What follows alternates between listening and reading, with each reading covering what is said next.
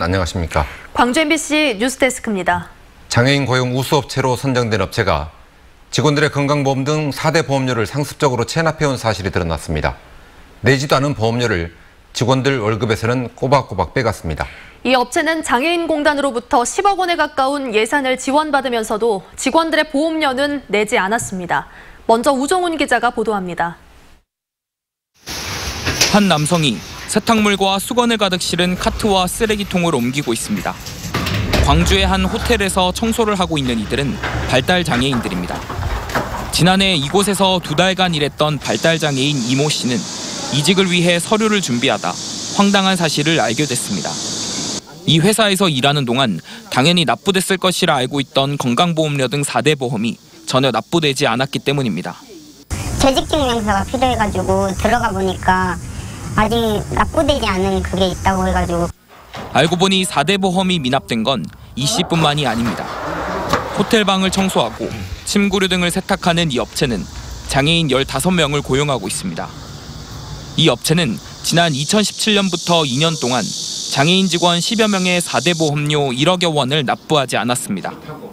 그러면서도 이 업체는 장애인 직원들의 월급에서 매달 보험료를 꼬박꼬박 공제했습니다.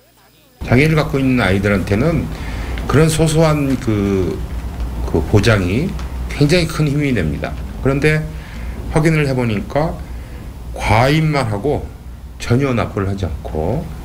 이에 대해 업체는 경영난 때문에 어쩔 수 없었다고 말했습니다. 경쟁업체와의 가격 경쟁에서 밀리고 장애인 직원의 숫자를 늘리다 자금이 부족해졌다는 게 이유입니다. 연금보험료를 16명이라 하고 그 진행 중에 이 다른 업체들이 완전히 이걸 그냥 가격 치고 들어간 거예요. 자금 줄에서 완전히 막혀버린 거죠. 이 업체는 지난 2015년 한국장애인고용공단 광주본부로부터 장애인 고용 우수기업으로 선정되는 등 10억 원 가까운 지원금을 받아왔습니다. 장애인고용공단에서는 납부했는지 안 했는지 사실들을 확인할 수 없었죠. 임금 대장에는 마치 납부한 것처럼 기록이 되어 있었으니 그것을 신뢰하고 고용장려금을 수년 동안 지급해왔던 겁니다.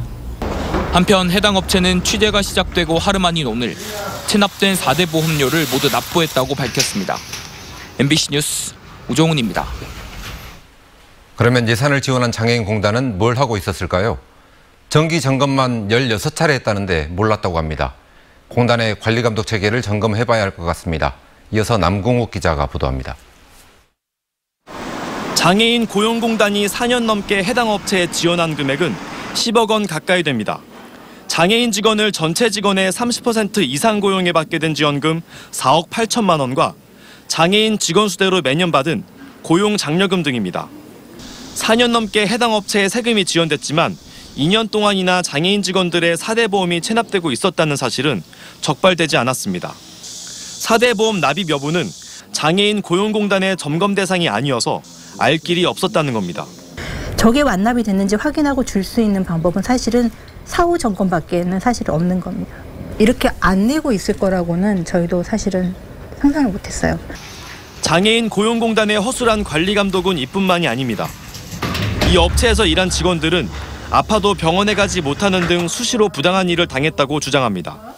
병원도 가야 돼서 예약이 잡혀있는 상태인데 내일 혹시 쉬어도 되냐고 물어보니까 너 때문에 회사가 안 돌아간다고 뭐 네가 잘한 게 있냐고 뭐 이렇게 말씀하시니까. 하지만 16차례의 정기점검이 이루어지는 동안 장애인 고용공단은 이 사실을 모르고 있었습니다.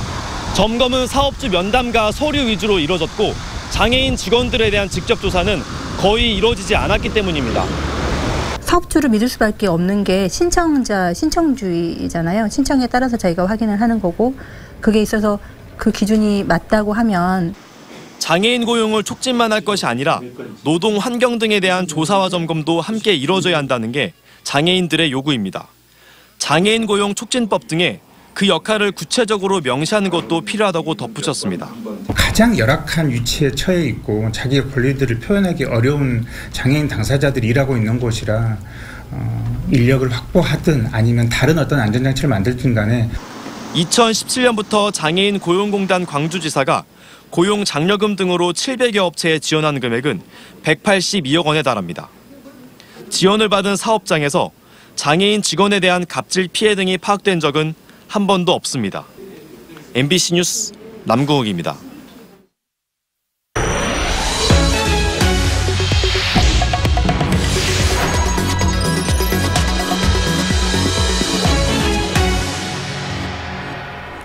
고려고등학교의 성적 비리와 관련해 시민단체가 교장과 교감을 경찰에 고발했습니다.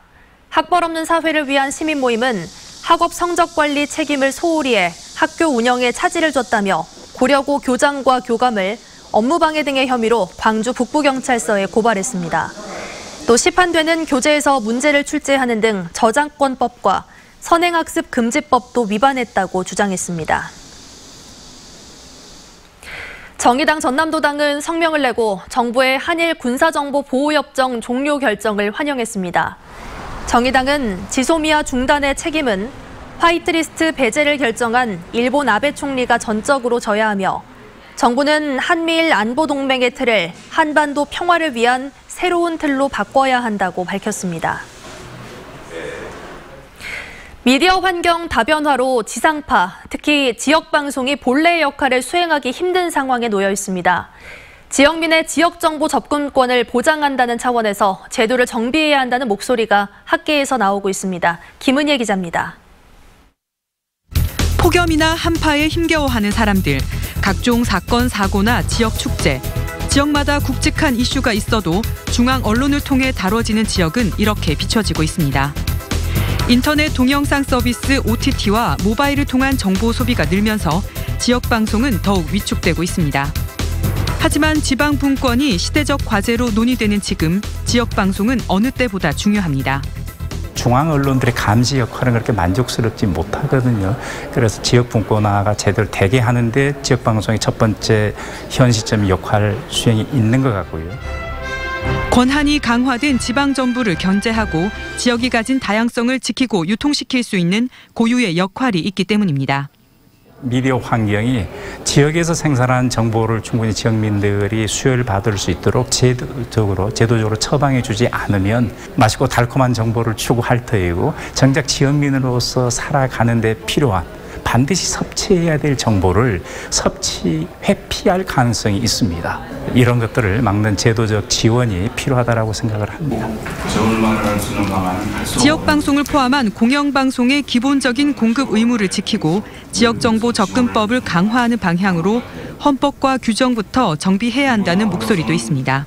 지역의 지상파 방송들, 공영방송들이 가지는 기본적인 공급 의무가 있고요. 방송 환경이 굉장히 많이 변했다고 해서 이런 하나하나의 소중한 매체들을 우리가 방기하는 것은 정책적으로 별로 바람직스럽지 못하다라고 저는 생각합니다. 한국방송학회 지역방송특별위원회 주관으로 마련된 지방분권화 시대 지역방송 위상정립과 활성화를 위한 연속 토론은 앞으로 통합방송법 개정 방안과 지역선거방송 심의와 제도 개선 방안도 모색할 예정입니다.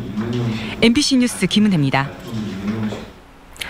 호남권 시도의회가 지방자치법 개정안을 하루빨리 통과시키라고 촉구하고 나섰습니다. 광주와 전남북, 제주권 광역의회 의원들은 광주시의회에서 지방자치법 국회 통과 촉구 결의대회를 열어 개정한 지 30년이 넘는 지방자치법은 다양하게 변화된 지역의 문제를 해결하기는커녕 발목을 잡고 있는 상황이라고 지적했습니다.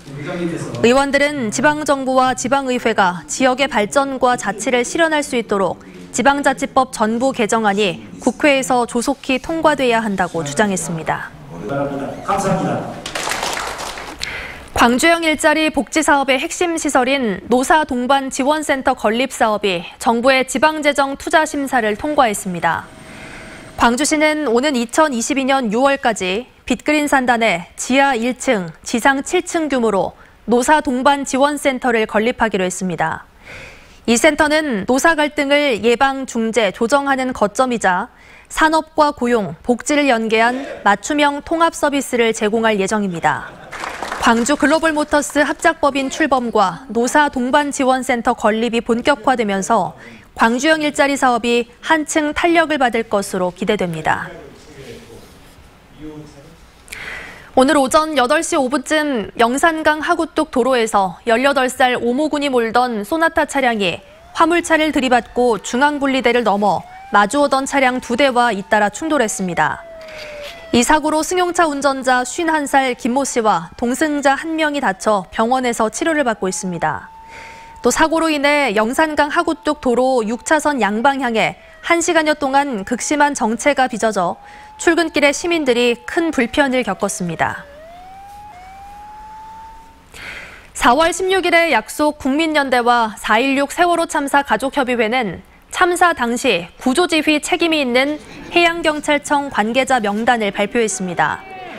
명단에는 여인태 당시 해경경비과장과 고명석 장비기술국장 겸 대변인, 황영태 상황실장 등 해경 관계자 7명이 구조지휘 책임자로 지목됐습니다. 4.16 연대 등은 앞서 3차례에 걸쳐 보도 참사 책임자 명단을, 지난 16일에는 참사 당시 현장 책임자 8명의 명단을 공개했었습니다. 광주 프린지 페스티벌이 여름 시즌을 마무리하면서 이번 주와 다음 주 토요일에는 버스킹 무대로 관객들을 만납니다. 이번 프린지에서는 5.18 민주화운동 이야기를 춤으로 제작한 창작 댄스 무대와 서아프리카 공연팀의 마스크 퍼포먼스, 라틴 타악기로 재즈를 연주하는 공연 등이 다양하게 선보일 예정입니다. 광주 전남 중소벤처기업청이 납품대금 조정 협의제를 적극적으로 활용해달라고 홍보하고 있습니다. 이 제도는 원가 인상 등으로 납품대금 조정이 필요할 때 수탁기업이 협의를 신청하면 30일 안에 위탁기업과 2차례 이상 협의를 진행하도록 하고, 합의가 안 될 경우에는 중기청이 분쟁을 조정하도록 한 것으로 상생협력법 개정에 따라 시행하고 있습니다. 김대중 컨벤션센터 제2전시장 건립 부지가 현재 센터의 건너편에 있는 제1주차장으로 확정됐습니다. 광주시는 이 같은 내용의 제2전시장 건립 기본계획에 대해 정부 심의와 타당성 검토 등을 거친 뒤 2021년 상반기에 착공해 2022년에 준공한다는 계획입니다.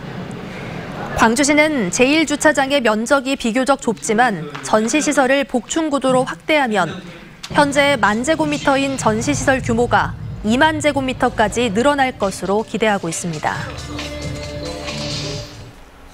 광주 전남 지역에서 한 해 수백 건에 이르는 빚공해 민원이 제기되고 있는 것으로 나타났습니다. 국회 환경노동위원회 소속 신창현 의원이 환경부 등으로부터 제출받은 자료에 따르면 광주에서는 최근 5년 사이 1,849건의 빚공해 민원이 접수됐고, 전남에서는 382건의 민원이 제기됐습니다. 또 우리나라 국민의 90%는 인공 조명으로 인해 은하수를 보지 못하고 있는 것으로 나타났습니다. 아파트 신축 공사 현장에서 발생한 각종 폐기물이 농지에 무단 투기됐다는 MBC 보도와 관련해 무안군이 실태 조사에 나섰습니다.